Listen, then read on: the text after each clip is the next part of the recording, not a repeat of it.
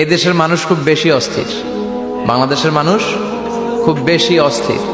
আমি পৃথিবীর অনেক দেশে ঘুরেছি, সেখানে দেখেছি মানুষজন খুব ধীরস্থিরভাবে কাজ করতে পছন্দ করে।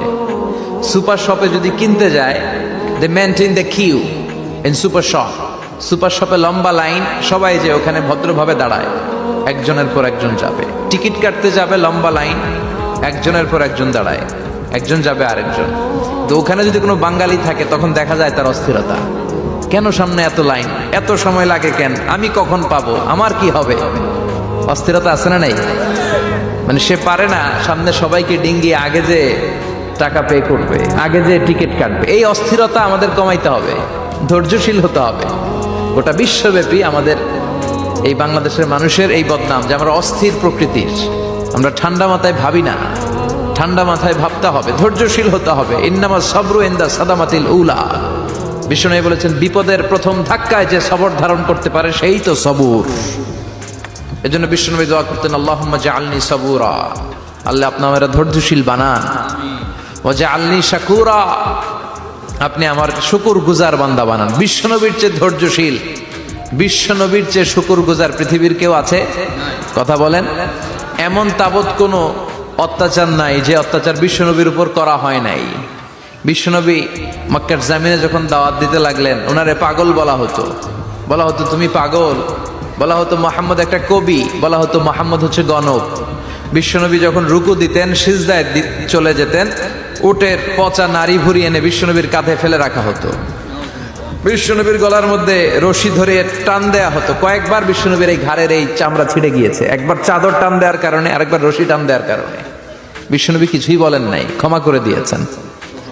যেই মক্কার শত্রুরা বিশ্বনবীকে মক্কা থেকে বিতাড়িত করেছেন, এবং যেই রাতে উনি হিজরত করলেন, মাইগ্রেট করলেন, উনি কেঁদে কেঁদে বারবার মক্কার দিকে ফিরে তাকায়, আবার যায়, আবার ফিরে তাকায়, মাতৃভূমির মায়া ছাড়তে পারছেন না। আর বলছিলেন, মক্কা তো আহাব্বুল বিলাদ ইলাইয়া, মক্কা আমার কাছে সবচেয়ে প্রিয় শহর। লাউলা উখরিজতু লামা খরাজতু মিনহা, আমার যদি বের করে না দেয়া হতো এই শহর থেকে, আমি কোনোদিন এই শহর থেকে বেরোতাম না। এত ভালোবাসতেন বিশ্বনবী মক্কাতুল মুকাররমাকে। ধৈর্যশীল ছিলেন। এত অত্যাচার অনাচারের পরে যখন মক্কা বিজয়ের ক্ষণ আসলো, এই মক্কাকে বিশ্বনবীর করতলগত করে দিল কে? ফাতে মক্কা হলো। বিশ্বনবী চাইলে পিষে পিষে প্রতিটা কাফের মুশরিককে শেষ করে দিতে পারতেন, ঠিক কিনা? কিন্তু বিশ্বনবী বললেন, লা তাসরিবা আলাইকুমুল ইয়াউম ইযহাবু আনতুমুত তুলাকা। কোনো রিভেঞ্জ চলবে না আজকে, কোনো প্রতিশোধ নাই। একেবারে বড় যুদ্ধাপরাধী যারা, মারাত্মক যারা অফেন্স করেছে, তাদেরকে শাস্তির আওতায় আনা হবে, বাকি সবাইকে আমি ক্ষমা করে দিলাম। In the long history of the world, there is no instance of magnanimity and forgiveness which was showed by our beloved Prophet Muhammad when all of his enemies laid under his feet and he forgave them one and all. পৃথিবীর গোটা পৃথিবীর ইতিহাসে এরকম নজির কোথাও পাওয়া যায় না, যাকে এত অত্যাচার করে বিতাড়িত করা হয়েছে, নির্বাসন দেয়া হয়েছে, হিজরতে বাধ্য করা হয়েছে। তিনি যখন ওই শহরকে আবার বিজয় করলেন, কাউকে আঘাত করলেন না, আগুন জ্বালিয়ে শহরটাকে জ্বালিয়ে দিলেন না, ওদের বংশকে নির্বংশ করলেন না, বরং মুচকে হেসে উনি বললেন, যাও ক্ষমা করে দিলাম। কি ধৈর্যশীল ছিলেন। আবার দোয়াও করতেন, আল্লাহুম্মা জাআলনি সাবুরা, আল্লাহ আপনি আমার ধৈর্য বাড়ায় দেন। ওয়া জাআলনি শাকুরা, আপনি আমার শুকরগুজার বানান। ওয়া জাআলনি ফি আইনি সাগীরা, আল্লাহ আমার চোখে আপনি আমারে ছোট বানান। ওয়া ফি আয়ুনিন নাসি কাবীরা, আল্লাহ মানুষের চোখে আপনি আমারে বড় বানান। কি মানুষ ছিল, নিজের চোখে নিজে ছোট থাকতে চাইতেন। সময় কামনা করি যে আপনারা সবাই যেন ভালো থাকেন, সুস্থ থাকেন, ঈমানের সাথে থাকেন। এই যে আমরা ভালো আছি, আমাদেরকে ভালো রাখে কে? আল্লাহ। আবার মাঝে মাঝে আমাদেরকে অসুস্থ বানিয়ে পরীক্ষা নেয় কে? আল্লাহ। এজন্য সব সময় প্রশংসা করতে হবে কার? আল্লাহ। সুস্থ অবস্থায়ও আল্লাহ, আবার অসুস্থ অবস্থায়ও আল্লাহ। বিশ্বনবী যখন সুস্থ থাকতেন তখন আল্লাহরে ডাকতেন, অসুস্থ হয়ে গেলে আল্লাহরে ডাকতেন না। ব্যাপারটা কি এমন? কথা বলেন। সুস্থ থাকলেও তিনি জিকির করতেন কার?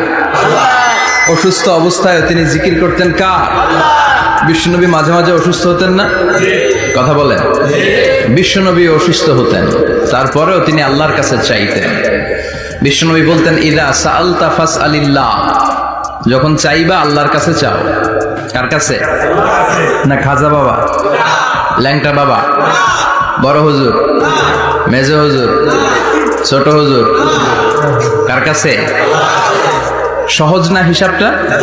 ইদা সাআলতা ফাসআলিল্লাহ, যখন চাইবে তো আল্লাহর কাছে চাও।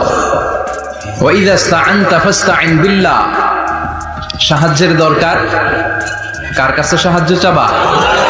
কেউ যেটা পারে না পারে কে? কেউ যেটা বোঝে না বুঝে কে? কেউ যেটা দেখে না দেখে কে? পৃথিবীর সবার চোখকে ফাঁকি দিলেও আপনি কি আল্লাহর চোখ ফাঁকি দিতে পারবেন? Allah is watching you. Allah subhanahu wa ta'ala is observing you. আল্লাহ আপনারা দেখছেন। আপনি ঘরের ভেতরে দরজা বন্ধ করে রাত্রিবেলা সুইচ অফ, পর্দা টানিয়ে দিয়েছেন, লাইট অফ, সব বন্ধ, পাপ করেছেন, অন্যায় করেছেন, পৃথিবীর কোনো চোখ দেখে নাই, কাক পক্ষীও টের পায় নাই। টের পেয়েছে কে? ওনার চোখকে ফাঁকি দেয়া যায়?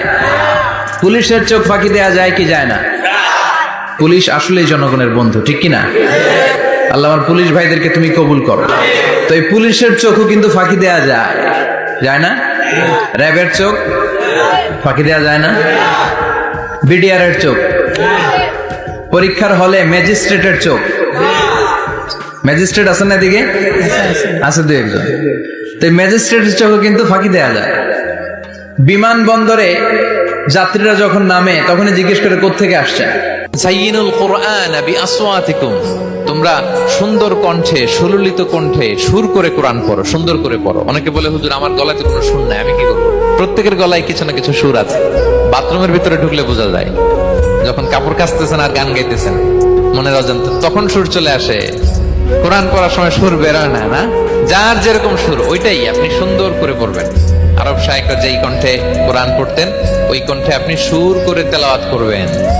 এবং সহিহ বুখারীর বর্ণনা বিষ্ণু ইসলাম বলেছেন, লাইসা মিন্না মান লাম ইয়াতাগান্না বিল কোরআন, যে কোরআনকে গুনগুনিয়ে সুর করে পড়ে না সে আমার উম্মত নয়। আমাদের প্রিয় মাতৃভূমি বাংলাদেশ খুব সেনসিটিভ এন্ড ক্রুশাল একটা টাইম পার করছে।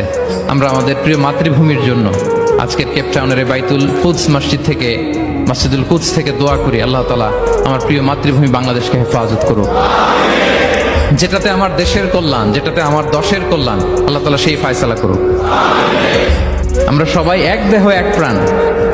মন্দির ভাঙ্গা, মূর্তি ভাঙ্গার সাথে ইসলামের পক্ষের শক্তির কোনো সম্পর্ক নাই। চিল্লায় বলেন ঠিক কিনা? ইসলামের পক্ষের শক্তি মন্দির পাহারা দেয়, তারা সাম্প্রদায়িক সম্প্রীতিতে বিশ্বাসী, কোনো দাঙ্গা হাঙ্গামা সন্ত্রাসবাদে ইসলাম বিশ্বাস করে না। চিল্লায় বলেন ঠিক কিনা? ইসলাম হচ্ছে শান্তির ধর্ম। আমরা সবসময় সাম্প্রদায়িক সম্প্রীতি, ভালোবাসা এটাতে বিশ্বাসী। হিন্দুরা ঢোল বাজায়, আমরা কিছু বলি না। আমরা তাফসীর মাহফিল করি, ওদের যারা ভদ্র তারাও কিছু বলে না, ঠিক কিনা? এই ইসলাম বিরোধীরা এরাই হিন্দু মুসলমানদের মধ্যে যে সম্প্রীতি এটাকে নষ্ট করতে চায়। কিছুদিন পর পর এরকম কিছু আবাল আর উল্লুক্কা পাঠার আগমন ঘটে। এক বাংলাদেশ, আমাদের দেশটা অনেক ছোট্ট কিন্তু সৌন্দর্যের লীলাভূমি। সুবহানাল্লাহ পড়ে। এমন কিছু নাই যে দেয় নাই। কি পাহাড়, কি সাগর, কি নদী, কি সবুজ। সমস্যা হয়েছে দুর্নীতি। সমস্যাটা কি? আমি 5.5 বছর ধরে মালয়েশিয়াতে থাকি। আল্লাহ মালয়েশিয়ার যা দিছে এর চেয়ে অনেক ঢের গুণ বেশি আমাদেরকে দিয়েছে। আমাদের দেশের পর্যটন মোটেল, পর্যটন কর্পোরেশন আর ট্যুরিজম যে মিনিস্ট্রি আছে, এটা যদি সুন্দর প্ল্যান করে এই দেশটাকে কাজে লাগাতে পারতো, আমরা ট্যুরিস্টদেরকে জায়গা দিয়ে কুলাতে পারতাম না। আমাদের দেশের ছেলেপেলেরা যেগুলো লেখাপড়া করে না, এগুলো কামলা দিতে যায় বিদেশ। এই দেশটারে সাজাইলে এখানে ট্যুরিজমকে দেখাশোনা করার জন্য আমাদের প্রত্যেকটা ছেলের কর্মসংস্থানের ব্যবস্থা হয়ে যেত। এগুলো নিয়ে চিন্তা নাই, এরা ঘুরতে যায় পৃথিবীর বিভিন্ন দেশে, দেশ নিয়ে চিন্তা নাই। আল্লাহ আমাদের নেতাদেরকে তুমি হেদায়েত দাও। কিছু লোক আছে দেখবেন সারাদিন চায়ের দোকানে বসে এই বাড়িতে এই সমস্যা, ওই বাড়িতে এই সমস্যা, ওই বাড়িতে এই সমস্যা, তোর বাড়িতে কি সমস্যা? কিছু লোক আছে এই হুজুরের এইটা খারাপ, এই হুজুরের ওইটা ভালো না, এইটা খারাপ, এইটা সমস্যা, এটা সমস্যা। তোর কি সমস্যা? তোর সমস্যা তুই খুঁজে বের কর, নিজের সমস্যা খুঁজে বের কর। যে নিজে নিজের সমালোচনা করতে পারে সেই সর্বাপেক্ষা বুদ্ধিমান। এজন্য খবরদার আমার কলিজার টুকরা যুবক ভাইয়েরা, কখনো কাউকে ব্যঙ্গ করে, বিদ্রুপ করে, ছোট করে কোনো মন্তব্য